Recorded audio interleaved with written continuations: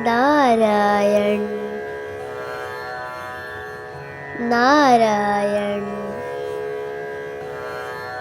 नारायण नारायण नारायण नारायण नारायण नारायण नारायण नारायण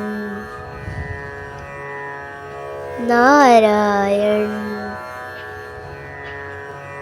नारायण। पर उसका शरीर जरा भी प्रभावित नहीं हुआ। सब चकित थे, लेकिन राजा के क्रोध में और आग लग गई।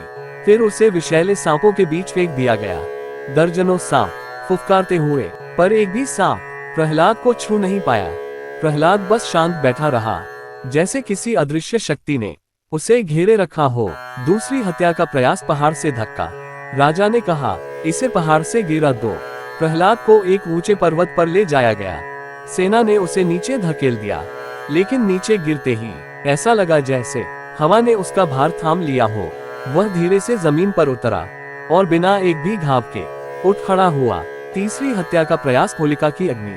फिर होलिका को बुलाया गया, हिरण्यकश्यप की बहन। उसे आग से भय नहीं था। राजा ने कहा, प्रहलाद को अपनी गोद में लेकर आग में बैठो। होलिका हंसी। वह प्रहलाद को लेकर अग्नि में बैठ गई। आग तेज हुई, लपटें उछलने लगी, पर चमत्कार हुआ, होलिका जल गई। प्रहलाद सुरक्षित रहा। लोगों ने कहा, दिव्य शक्ति ने बच्चे को बचा लिया है। आखिरी अपमान और स्तंभ के समक्ष प्रश्न। हिरण्यकश्यप अब पागल हो चुका था। उसने प्रहलाद को अपने सिंहासन के सामने खड़ा किया।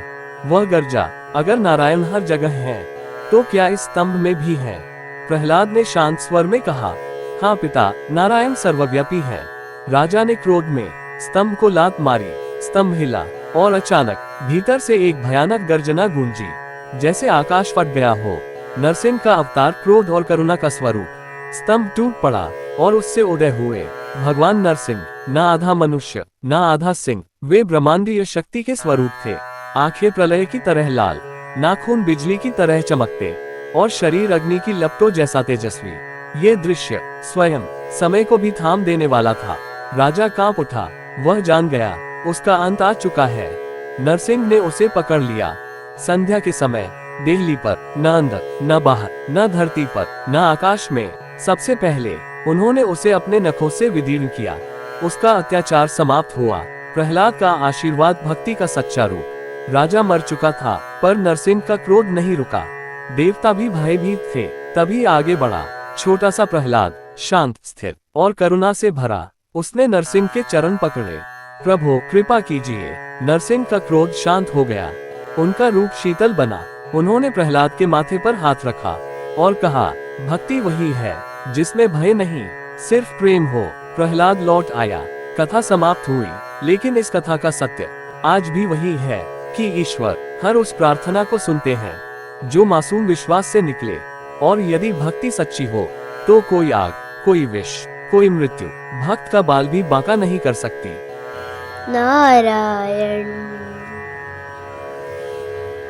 नारायण नारायण